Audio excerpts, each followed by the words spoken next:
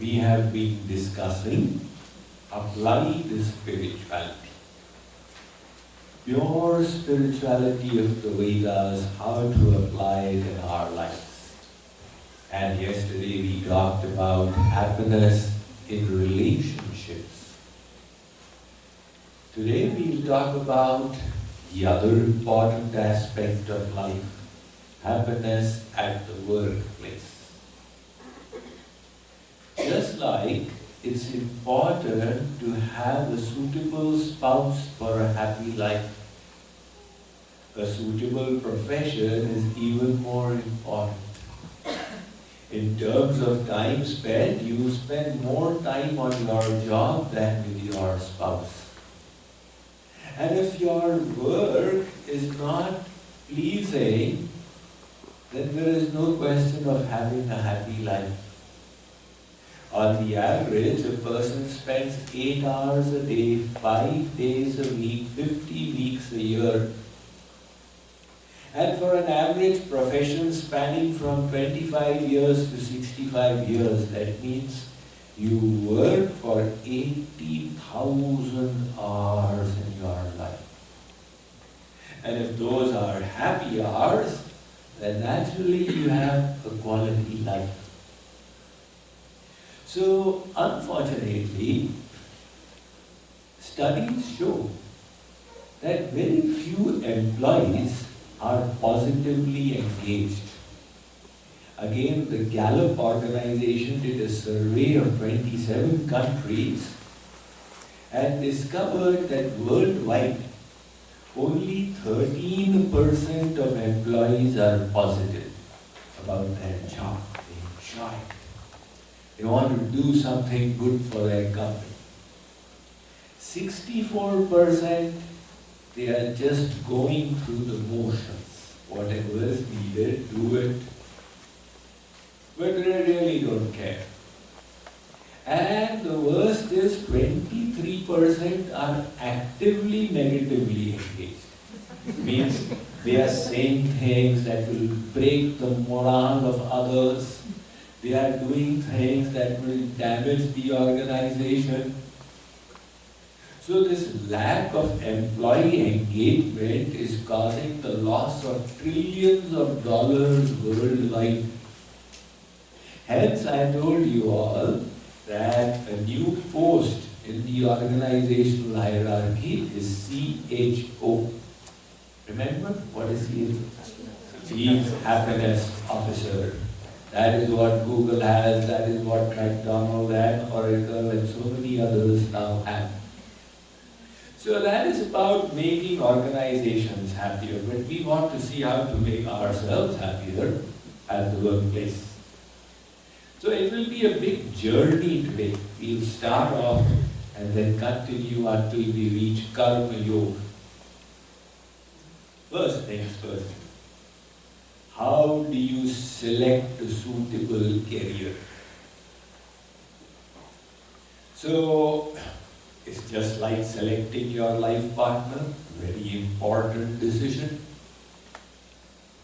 How important is money in this decision? Money can get you the things of the world, the standard of living that you decide for yourself. But the money of your salary does not directly translate to happiness at work. Happiness comes from what you do, moment to moment, in your job. So if the job is engaging, naturally it gives fulfillment. The second thing is that there should be lots of opportunities for growth. Any job becomes boring when the learning curve flattens out. Then people say it is mechanical, monotonous. As long as you can learn new skills, grow your personality in your profession, it remains interesting. Third point, if you choose a career that you are good at, it's a big advantage. Because if you are good in a particular field and that is your profession, you will get the good jobs. In the job, you will get the good projects. And if you complete that project well, then naturally you will get the sense of accomplishment. Now the fourth point is a little anti-commonsensical. The work should be challenging. If I were to ask you that, given the choice, would you choose an easy work in your office or a difficult work? Most people will say, I choose an easy work. But again, studies show that easy work, at the end of it, you don't feel fulfilled. And if it is a challenging task, you have applied yourself to it, at the end, the sense of accomplishment makes you happy. So the work should be challenging, not so challenging that you get stressed out, and not so easy that you don't step out of your comfort zone. Further, the work environment should be supportive. People don't leave jobs, they leave bosses. So, if the work environment is conducive, you will enjoy it. And finally, the work should be contributing to society. Because when you see your work is making a difference, even in the life of one person, doing it gives you a sense of fulfillment. We all want to do purposeful work. One social researcher did this experiment. He went to a lumberjack and said, look, how much are you drawing? Lumberjack said, $11 an hour. He said, I'll double your salary. Will you work for me? Of course. Come on Monday. He resigned. He came on Monday to the researcher's farm. The researcher handed him the axe. Now the axe has the iron head, one side is sharp and one side is round. So the researcher said, you will use this axe, but only the round side of the iron head, not the sharp side. He said, with the round side, I will never be able to cut that Redwood, California. How does it matter to you? You are getting $22 an hour, double the salary. All right. He went to work. Kept on doing this 8 hours a day, Monday, Tuesday, Wednesday, Thursday, Friday. On Friday, he came and threw the axe on the researcher's feet. Sir, I resign. Arey, you are resigning from a job with double the salary? Sir, this is no fun. I need to see the chips flying. If I can't see any chips flying, then this is no fun for me. So we all want to see chips flying. We want to see, as a result of our work, somebody's life is becoming better. But such a career naturally fulfills. Now the next notion we are going to inspect is that can you make work into play? So one of the favorite lines of personality development coaches is, make your work into play and you don't need to work another day in your life. People say, this is very good. And when they hear it, they think now I need to look for a career which will be like a vacation on a cruise boat. So is this statement correct? Should we just choose a career that we really love and are passionate about? Definitely not. See, as children, what are you passionate about? Playing, isn't it? So that is why every child in America wants to be a basketball player, every boy. And every boy in India wants to be a cricket player. But the point is that is it a viable career option? Out of 10 million children who start playing basketball, it is only 50 for whom it becomes actual career option. And if you have an Indian body, then it's not even one. Right? So, you have to think, is my passion a viable career option? As I travel the world, I come across so many yoga teachers, painters, musicians, chiropractors, who followed their passion, but now they don't have enough to make two ends meet. The other thing is that your passion changes as you grow up. So you were passionate about football when you were in school, and when you reached college, you became passionate about dramatics. And when you became a young professional, you became passionate about something else. Now, if you say, I will just follow my passion in childhood, you are unnecessarily limiting your career options. So, what does it mean to make your work into play? It means you find a career which aligns with your life purpose, which you find so purposeful that even the difficulties and hardships seem like a breeze. So remember, any job will have its irksome aspects.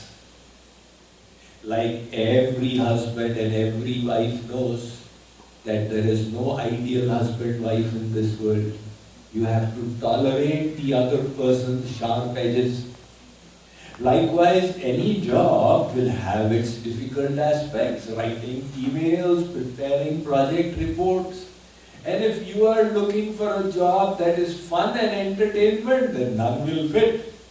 It must be something that you find so interesting that even the austerities give you joy and a sense of fulfillment. That is what it means by making work into play. And now we move on to the next point, that supposing you find that you are in the wrong career, now what to do? Let us say that you went into IT and later on you realized that your interest was architecture. Now what to do? Should you make a switch? If you continue with a career that you don't like, it is nobody's idea of a happy life. And at the same time, if you are already in middle age, let's say you are 45 years old now, and making a career switch is a pretty risky proposition. Because everybody who has a startup thinks, I'll be the next Mark Zuckerberg and next Bill Gates. But the statistics reveal that 9 out of 10 startups fail. These are the statistics in USA and the statistics in India. 9 out of 10 startups fail. So are you willing to put your family on that risk? That I'll now make a switch and there's no guarantee that two ends will meet. So what I suggest to people is, don't take such a big risk. You continue with what you are doing and start your passion on the side. Start it off as a hobby, work on it in the nights, work on it in the weekends, and try and grow it by the side. And it is possible, if you are good at it, you may be able to grow it to the point where it does become a viable career option. And at that point, you can make a switch. Otherwise, you don't even need to switch any careers. If you learn the principle of Karma Yoga, which will come later in this lecture, where you can find meaning and fulfillment, but for now let's get some tips on how to make your work more happy experience. Now here is a piece of wisdom. Rather than being goal-oriented, become process-oriented. People, of course you must have goals, you do need to do planning. But people are so focused on goals that they tie up their happiness to the goal. When I get this, my company is bought over, then I will be happy. Now that is in the future, and life is passing by in the present. And your happiness is tied to that goal. So the journey is an unhappy one. That is why, if you want happiness, take inspiration from Sri Krishna's message. Karmanyevadhikaraste ma phaleshu kadachana. You do your best. Focus on your efforts, and the results will take care of themselves.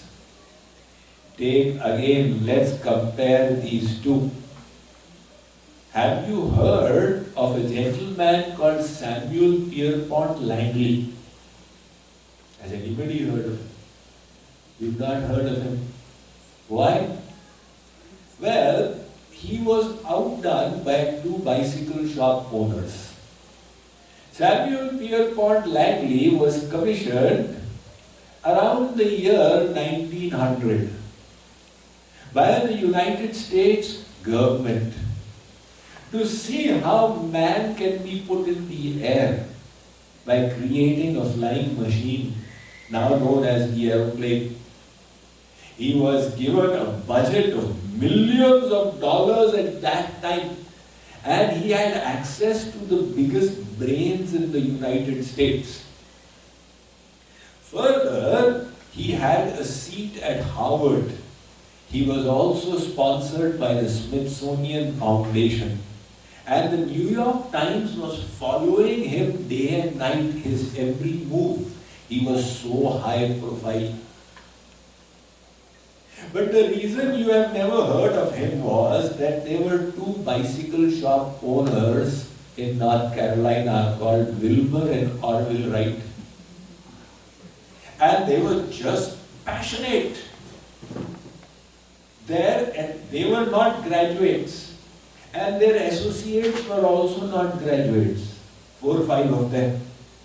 But they were so passionate about their work that it is said when they would go to try out their aeroplane, they would take 5 sets of spare parts because that was the number of times the plane would crash. So for them, it was an enjoyable experience. And for Samuel Pierpont Langley, it was only about the money and the fame and the results and the prominence. For him, it was the goal that would bring happiness, not the process. And for them, they were enjoying the journey.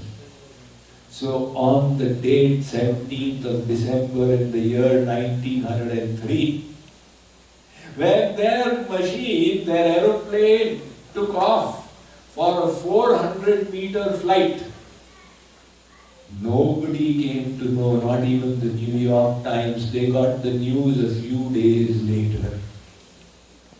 These were people who were focused on the process. And the proof that Samuel Langley was not focused on the process was that when he came to know that they had already developed the aeroplane, he did not go to help them, okay, let's see how we can do it better. He just closed his shop and left. The message here is that, of course, keep goals in mind. But the idea is to enjoy your day-to-day journey. Become process-oriented. Now the next point is, do not focus on perfection. Focus on excellence. Perfection is impossible in this world for everyone except for God. So if you are God, you can be perfect, but if you are not, there will be so many imperfections. You have to live with them. Any organization, any person, any process, everything will be imperfect. If you are going to do a project in India, like one Westerner went to India for 6 months, he went here, there, saw the roads, saw the garbage cans, saw everything. And then he said, now I believe there is a God. People said, how come without God, this country cannot run? So imperfection is the way of this world and the fact of life. Some people become neurotic about perfection. And the moment they see a defect in themselves or in others, they become disturbed. So for them, life is like a unit step function. Either you are at 0 or you are at 1. On the other hand, there are those who pursue excellence. That means they are striving to do the best that they can. And that is definitely a viable option. It is the best that you can do. The best that you can do is your best. You can't do more than that. So when you are striving to do your best, you are not stressed out. And you are not attached to results. You are just focused on doing your best and leaving to God all the rest. So the second tip then is to strive for excellence, not for perfection. And excellence is a wonderful journey. There was an architect, Frank Lloyd Wright. So Frank Lloyd Wright has built some of the best monuments in the world. Whenever reporters will ask him that which is the best of all these that you have designed, the Opera House in Australia, and this one in Singapore, etc., he would say, my next one. That is the pursuit of excellence. And there was a cellist from Spain called Pablo Casals, the best cellist in the last 150 years. At the age of 96, he would still practice. And when people would ask him, now, why do you feel the need to practice? He would say, because I think I'm getting better. When you are pursuing excellence, it's not that you reach a goal and that is it. It's a journey that you enjoy. Now the next tip is the most important. And what is that? Try and reach the state of flow. So what is the state of flow? When your work kind of takes you into a samadhi. Now we all know the concept of samadhi in the Indian culture, right? Maharishi Patanjali says, Dharan Dhyan Samadhi. Dharan is when you are trying to take your mind to the object of your meditation. Endeavoring. Dhyan is when the mind is resting on the object of meditation. And samadhi is when the mind is so calm now that resting on the object of meditation, the mind doesn't distort its perception in any way. So that is samadhi. Is it possible to be in samadhi while working? One Czechoslovakian psychologist called Mihaly Csikszentmihalyi, he is responsible for coining this term called flow. Where he says, you can get into flow. Now Mihaly, he did a study where he would give these beepers to people, thousands of people. And the beeper would go off any time during their working hours. Their job was that when the beeper goes off, they had to write down what I was doing at that time and how happy I was on a scale of 10. So this gave him a lot of data. He discovered that people are naturally happy when they are doing a pleasurable activity, like eating, everybody is happy. Or conversing, gossiping with friends, having a cup of tea together, naturally it gives happiness. But the astonishing discovery that he made was that people are happiest when they are so absorbed in their work that they are practically not thinking of anything else. He said that is the most fulfilling state.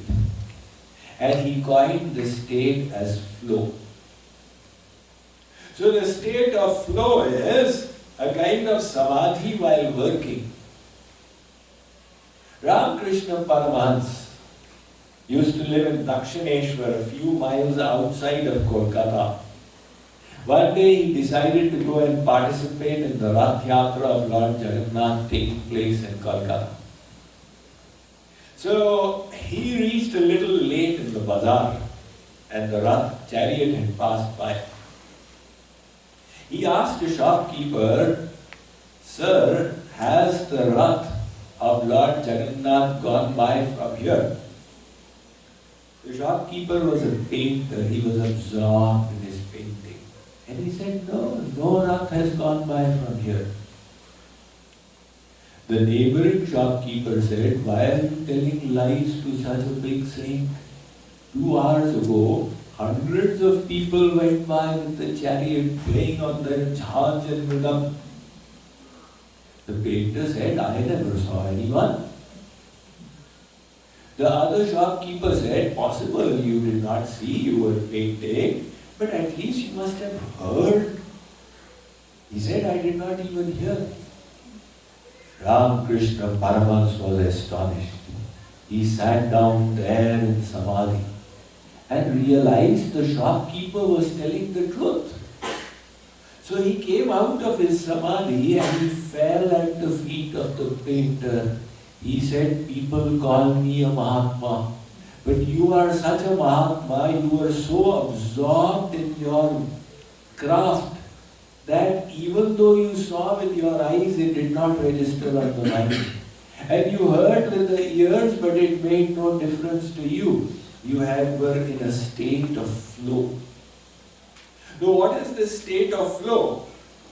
When your conscious mind is completely focused and the work is being done primarily by the subconscious mind.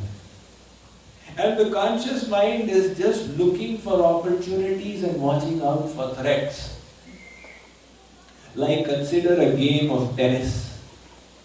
Now in tennis, when you see, these Wimbledon players, etc. playing, they are completely absorbed because if they hit the ball, it comes back in less than half a second.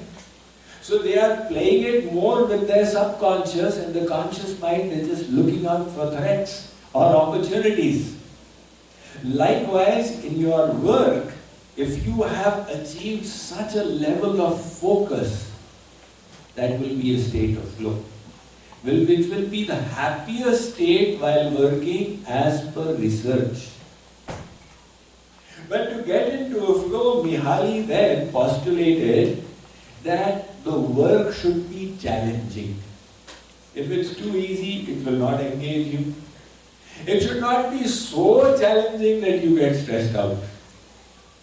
And it should be meaningful to you. You must feel a higher purpose in it. Plus, there must be a constant feedback. This went well, this went well. Like when somebody is creating music, when they hit the right chord, their own feeling tells them, that was so satisfying, it went well. So that constant loop of feedback is important to get into flow. Like anybody who's played cricket, every Indian male has played cricket. So when you hit the ball in the right place, it falls in the right place, the Ranji Trophy player right here, and the timing is right. You don't need to see where the ball went, your feeling tells you this is crossing the boundary. Right? So that kind of response you keep getting in your work, it helps you get into a state of flow. Let me tell you the most dramatic story about flow from Indian history. There has been a writer, a commentator called Vachaspati Mishra. When he was 75 years old, he was working under a candlelight. In the olden days, there was no electricity, on his commentary on the Mahabharata. And the lamp went off. One old lady came and put the lamp on again. And when she was leaving, his attention got drawn. He said, "Who are you?" She said, "Do your work." He said, "But tell me who you are." She said, "Why are you getting distracted? Focus on your work." So he closed his book and he said, "I am not going to work. I need to know who you are." The lady said, "I am your wife." This is a real life story. Vachaspati Mishra said, "When did we marry?" The lady said, 50 years ago. Vachaspati Mishra said, "How come I don't know about it?" She said, "How would you know about it? Just like right now, you were so absorbed in your work, even when you were a 25-year-old, you were equally absorbed in your work. So we went 7 rounds around the fire, we said the mantras, you did it, but it did not register on your mind. You had your pothis in your hands." Vachaspati Mishra said, "What did we do after marriage?" She said, "You kept on working, and I kept on serving you." "Well, how did we run our house?" She said, "I used to do little chores for the neighbors and to get little earnings. And with that I was maintaining our family. So I would prepare the meal and put it by your side.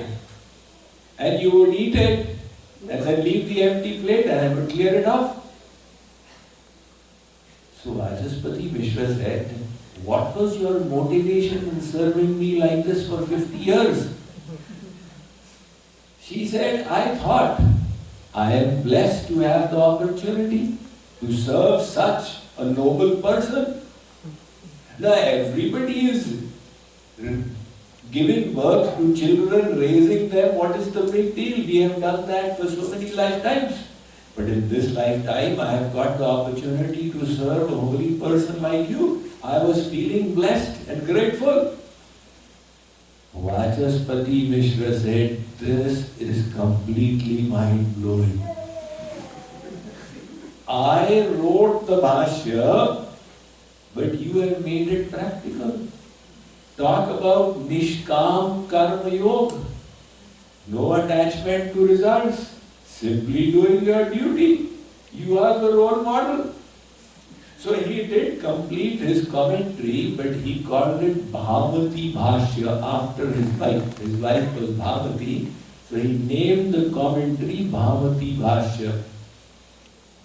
And today he is not famous by his name. If you ask anybody Vachaspati Mishra, they'll say Vachaspati who? But if you say Bhavati Bhashyakar, the one who wrote that Bhavati commentary, they'll say yes, we remember that. Yes. So he had gotten into a state of flow. Now, if we wish to get into such a flow, the important thing then is to find some meaningful work and to be able to develop our focus. So that focus is the important thing.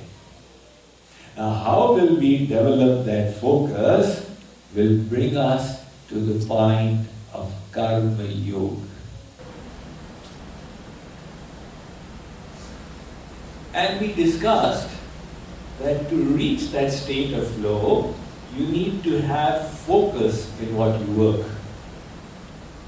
Unfortunately, the present era is characterized by the ruptured focus syndrome, where people's focus is so shattered that they are unable to keep the beam of their attention on the subject of their choice for extended periods of time. Studies have been done that those who are working on the computer screen, every 45 seconds they change the screen. So every 45 seconds you are changing means through the day they are going through about 540 different screens. And add to it the distractions of the mobile and social media, and you really have a ruptured focus syndrome. So the ability to keep the beam of your attention on the subject of your choice is focus. The subject we choose to focus upon and the quality of our focus, they determine the quality of our life. Now, why does focus get ruptured and how can we mend it? Well, all of us have a limited attentional space of our conscious mind. You can only handle so many pieces of information. And when there's an attentional overload, then you tend to become absent-minded. That is why the message that don't text while driving. Because while driving, you need to keep your attention on the road in front, and if you divert yourself to texting, that distraction could be fatal. You cannot do these two things together. Some things you can. Those activities which are being done as a matter of habit. In the morning, you get up, do your daily ablutions, change your dress, brush your teeth, all out of habit. The subconscious mind is getting it all done. In the conscious mind, you're thinking of what I'll be doing today. So you don't require much attentional space. But in other activities, you do. Like, for example, when you're listening to Swamiji's talk, it needs complete focus. And if the mind gets distracted, those words disappear. Right? That is why the need for focus. So students always ask me, they realize that the quality of their studies depends upon how intensely they can focus. But they find they don't have the ability to do it. Now what will enable them to focus? The reason why the mind deviates to something else and then to something else and to something else is the pleasure-seeking nature of the mind. This mind wants to run away from pain and seek pleasure. So our mind is like a little child. What does the child want? No pain, only pleasure. That is what the child wants, right? And our mind is like that little child. So when you have some work to do and it is monotonous, it is boring, the mind says it's more pleasure to think about cricket and football and movies, etc. and it goes away. So what we need to do to enhance the quality of our focus is to subdue that nature of the mind. Which means to force it to do things that are high value, even though they are unpleasant. The high value activity is unpleasant and the mind doesn't want to do it and you force it. And then there is the low value activity, like internet surfing and social media, etc., video games, is a low value activity. When it is pleasant, that's what the mind wants to do. The mind likes the low value activity and hates the high value activity. Every time you give in to the mind, it grows in strength. And people who have given in too much to the mind, they even get addicted. It could be any activity, they find themselves addicted to it. So they allow the mind so much of space that now it's dominating their personality. It said the mind is the worst master if you allow it to be your master. So you have to force it to become your servant, then it will be your best servant. And to make the mind your servant, you have to deny the mind. The mind says, Rasgulla.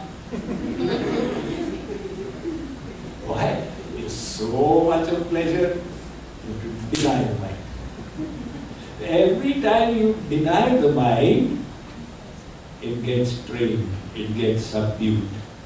That is why willpower, self-discipline is like a muscle. Those who do weight training, they know that muscles will grow one strand at a time. It will take many months until any visible changes are there. But that doesn't mean that changes are not happening. Likewise is the muscle of your willpower. You have to grow it one strand at a time. So that is one thing we want to do if you want to get into flow. And the other thing is, if you can purify the mind. So when the mind gets purified, it will naturally remain focused. Now the problem is that at present our mind is impure. It has got all these low value desires and attachments and greed and hatred and envy, etc., etc. That is the impure mind. Now if the mind is impure and you say, I want to be in a state of flow, how will it happen? There was a village in India that had only one well. No tap water, of course, but only one well on which everybody was subsisting. There are many villages like that. Some villages without even one well. And in this well, a dog fell. It died in the well, and the body started putrefying, which made the whole water poisonous. And everybody who was drinking it was falling terribly sick. They went to one Guruji of their village and said, Guruji, what to do? Our only well has got polluted. The Guruji said that, the well water fills from below. You empty the water above, 5,000 buckets. 5,000 buckets will fill in from below. And in a week's time, you'll have clean well. We all got to work doing Kara Seva. After 5,000 buckets removal, they waited and they saw that the water is again becoming pure. So they went to Guruji and said, Guruji, we tried what you said, but it is still not purified. Guruji said, did you remove the dead dog? That we forgot. The dog is there. No matter what you try, it's not going to move. You have to purify that well. Likewise, you have to purify your mind. How will you purify your mind? All the world over, people talk about mind management because everybody realizes mind is important. The first time I gave a lecture on mind management, it was in MIT. And when it was uploaded on YouTube by the team members, it was like a new concept, mind management.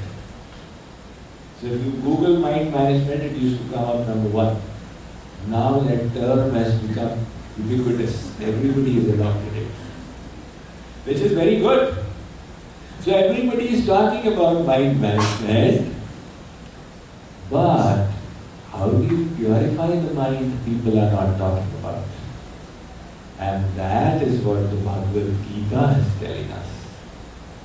Sri Krishna says, look Arjuna, this mind can be your best friend or worst enemy. So uplift yourself by the power of your mind. And then Sri Krishna also tells us how to purify the mind. How to do it? You attach your mind to the all pure. So simple. That is what bhakti is all about. What is bhakti? Attach your mind to the all pure. And your mind will be purified. There is nothing further to it. Mam chayo vyabhicharena bhakti yogena sevate sargunan samatipyaitan brahma bhuyaya kalpate. Arjuna, your mind is in the three gunas. Sattva, Rajas, Tamas. And I, Arjuna, am beyond the three gunas. So when you attach your mind to me, your mind will also rise beyond the three gunas. So Karma Yoga is the art of working with the mind in God. Now we are all working, everybody works, but the mind is not in yoga. The mind has got tension and anxiety and anger and grief. So the mind is all in that sorry state and you are also working. So Sri Krishna says, Arjuna, you keep on working, but put your mind in the state of yoga. What does that mean? Put your mind in divine consciousness. So now the mind is in God. And remembering God, if you can do your work, you will become a Karma Yogi. So the message of the Bhagavad Gita is not to give up your work and run away into the jungle. In fact, that's exactly what Arjuna wanted to do. Arjuna found his work as irksome. And he said, I will leave it and go into the jungle. And Sri Krishna said, no, Arjuna. You are propelled by your nature. Your nature is of a warrior. You are an administrator. You have this kingly nature. You can't run away from your nature. If you go into the jungle also, you will gather the tribals there and you will become their king. So there is no point artificially trying to become a monk. Instead of that, you continue with your profession, whatever it is. So Sri Krishna did not recommend any career change. He said, forget about it. Now, career change, people say, find your passion, and everybody becomes confused. How do I find my passion? Sri Krishna said, just do what you are doing, Arjuna. But you find your purpose through Karma Yoga, which means you start doing this work as an act of service to God. Yat karoshi yadashtasi yat juhosi dadasi yat tapasyasi kaunteya tat kurushva madarpanam. Arjuna, whatever you do, whatever you eat, whatever austerities you perform, whatever charity you give away, do it all as an offering unto me. But now, when we are doing our works as a service to God, then our motivation becomes divine. And the mind goes to God. So it becomes so much easier to reach the state of flow. Now everybody while working experiences one problem. And this problem is called S-T-R-E-S-S. Stress. Stress is such a big problem. And in modern medical science has realized the connection between stress and our bodily health. It is related directly to 33% of physical afflictions. They all have a correlation with stress. So, how do you manage stress? The first time I did research on stress was about 13 years ago. I was in Chicago, and the IIT Alumni Association of Midwest, they somehow came to know that Swamiji is also a fellow alumnus, and they came to me and said, we have a monthly meeting where we invite somebody for a talk. So can you please address us in our next meeting? I said, what do you want me to talk about? How to know God? They said, we all we don't believe in God, etc. We are all senior executives. You speak about something that is of interest to everyone. I said, what is that? He said, speak about stress. I said, all right, if you don't believe in God, at least you believe in stress. Believe in something. So I asked Mr. Google that how do you manage stress? So of course Google came up with millions of websites. And I read 15, 20 of them. Somebody said that you do yoga and stress will go. Somebody said do Tai Chi. Somebody said do meditation. Somebody said listen to soft music. Somebody said go for a walk in nature. And I realized that they are all guessing. Nobody knows how to manage stress. They are only focusing on the symptoms. And the disease is still remaining.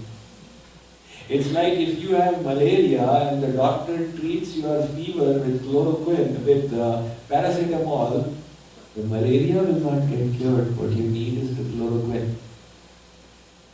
Likewise, the root cause of stress is not addressed in any of these remedies.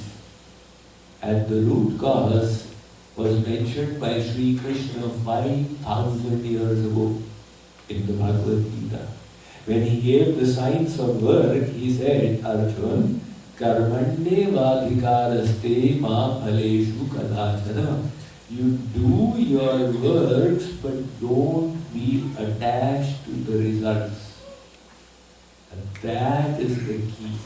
Why do people get stressed? Because they are attached to results. Stress doesn't come by hard work. Note that in golden words.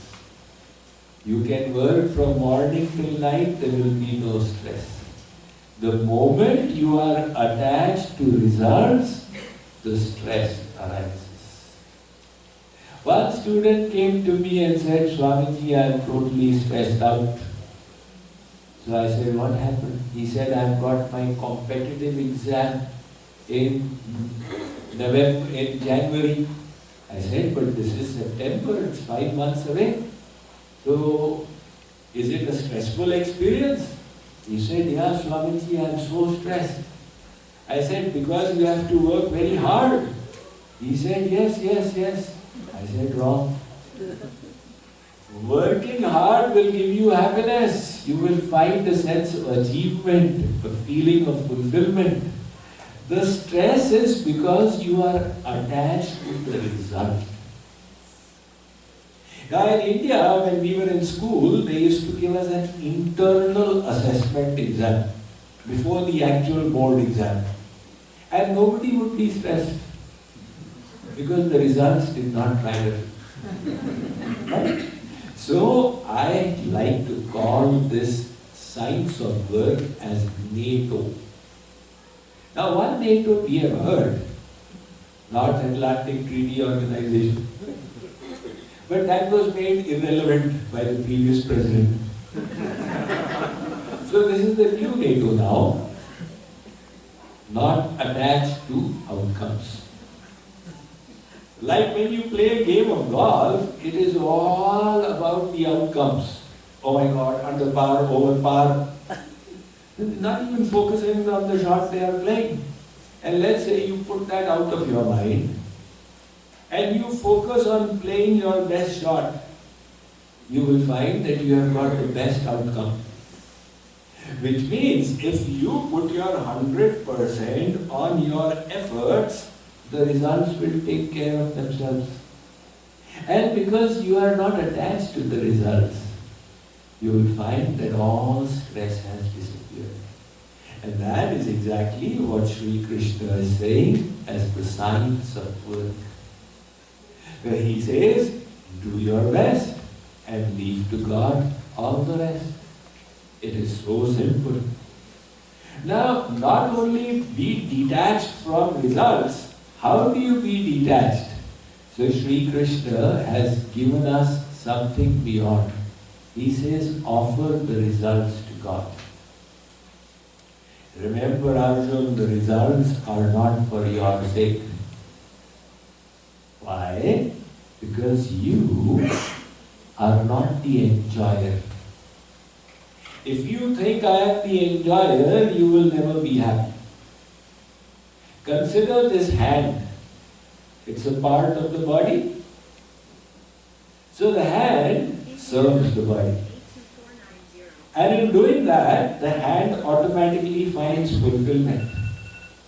The hand puts food in the mouth, and the body gives nourishment to the hand.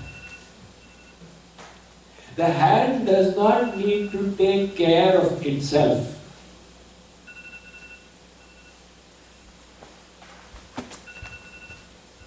The hand does not need to serve itself. It only serves the body and it is taken care of. Right? Now if the hand says that I am serving this body, 50 years have gone by, cut me off. So separate from this body, the hand will not be able to even maintain itself. Which means the self-interest of the hand was in serving the body. Likewise, the Vedas say, Mamaivansho jiva loke jiva bhuta sanatana. Arjun, you are a tiny part of God, like the hand is a part of the body. So you are a tiny part of God, and if you see yourself as the enjoyer, you will never be happy. And if you see yourself as a servant of God, then you will find complete happiness. So do everything as an act of service to God. Now when you do your works for the sake of God, then you are automatically detached from the results.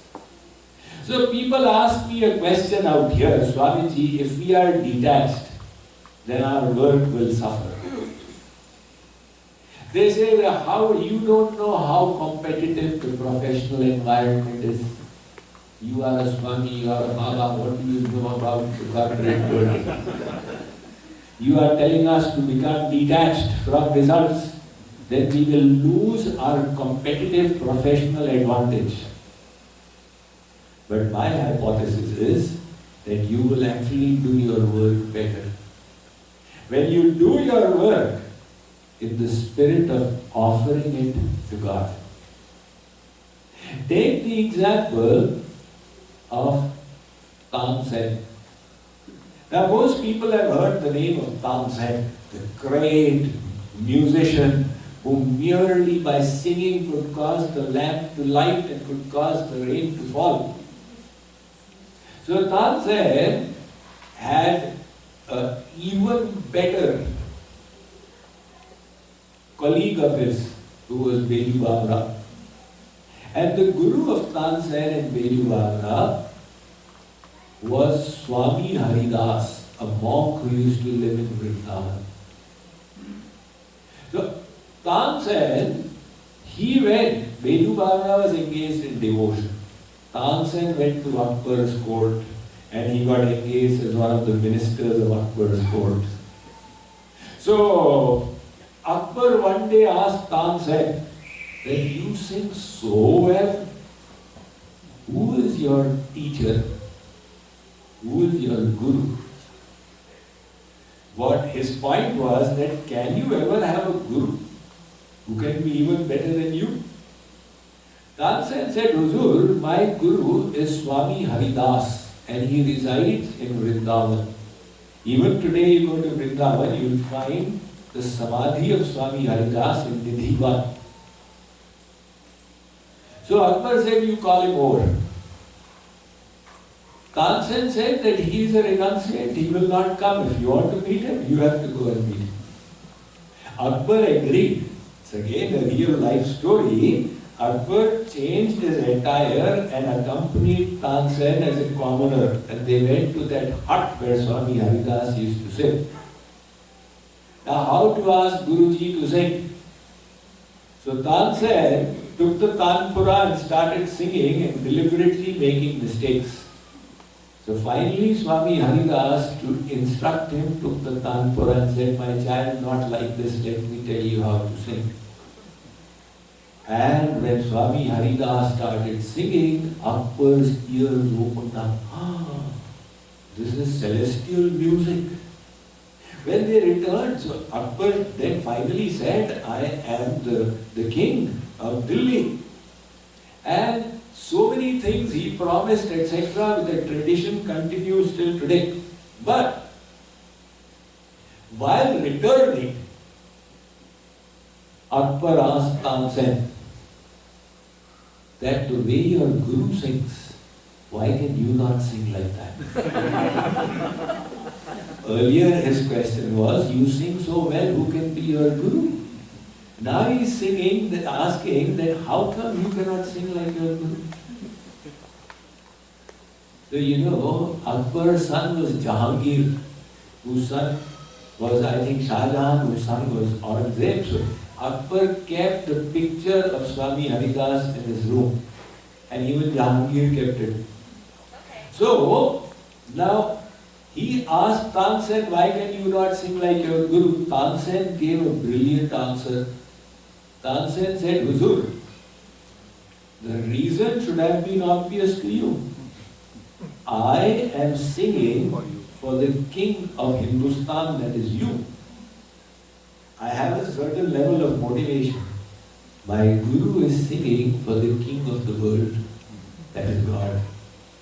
So obviously his motivation is higher than mine.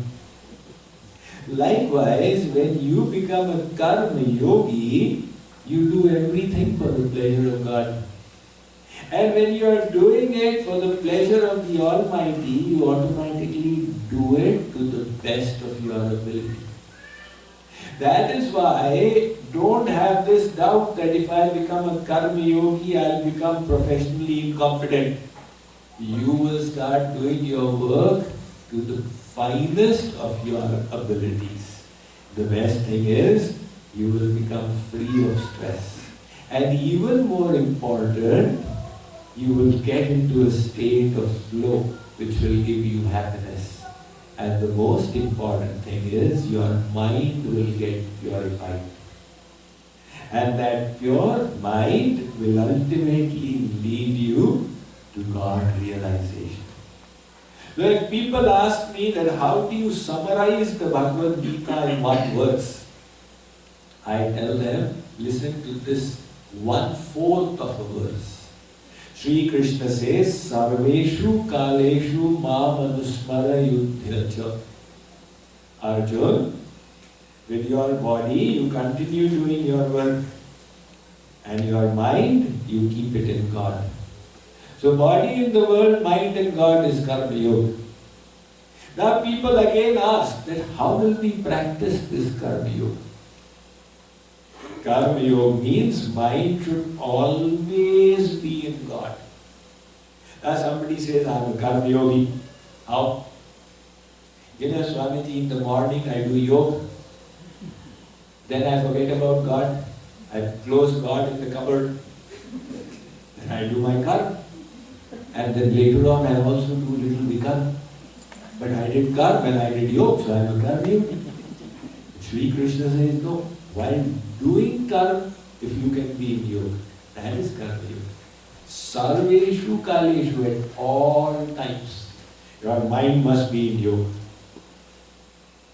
That means no anger, desire, greed, anything in your mind. God consciousness. So how will you do that? Working and remembering. there's one simple trick to it. Try and feel the presence of God. Now when you go to the temple, everybody feels the presence. They're habituated. Culturally, they have practiced it all their life. In the temple, you feel the presence of God. Okay, don't do any garbadi here. This is the temple, God is watching. So the child thinks that in the temple, God is watching. Don't do any garbadi. Outside the temple, nobody is watching. Do all the garbadi. So you have to extend your definition of God. He is watching all the time. The whole world is His temple. So try and feel that He is with you. We are always feeling ourselves. I am listening, I am speaking, I am happy, I am sad, I am hungry, I am full. This feeling of I is always remaining. Now add one thing to it. He is with me. My Ishtadev is with me. Now, He is everywhere, right? He is sitting in your heart, so He is with me. Practice this. When you go to office, you sit in your office, just stop for a moment and think, that empty chair, Sri Krishna is sitting there. He is my witness. And He is for the person for whom I am doing this. Now start with.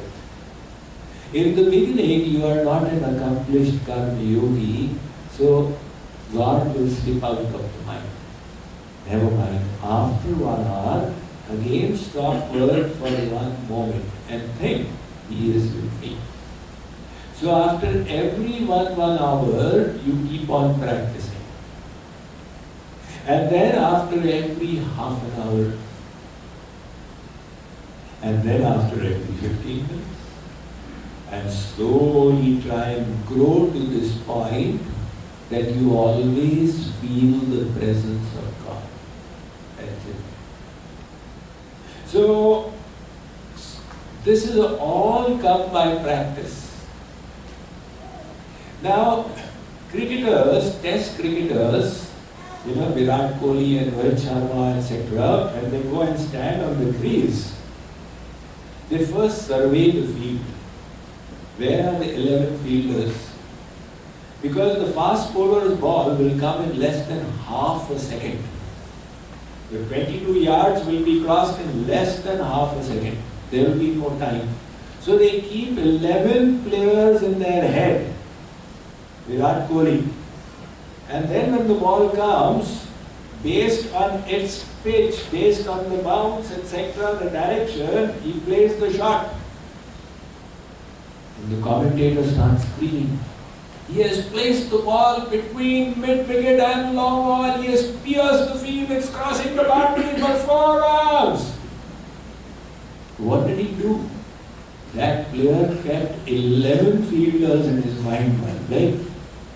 Sri Krishna says, Karma Yoga is easier than cricket. You just keep me in your mind and keep leading your life. So that is the art of happiness at the workplace.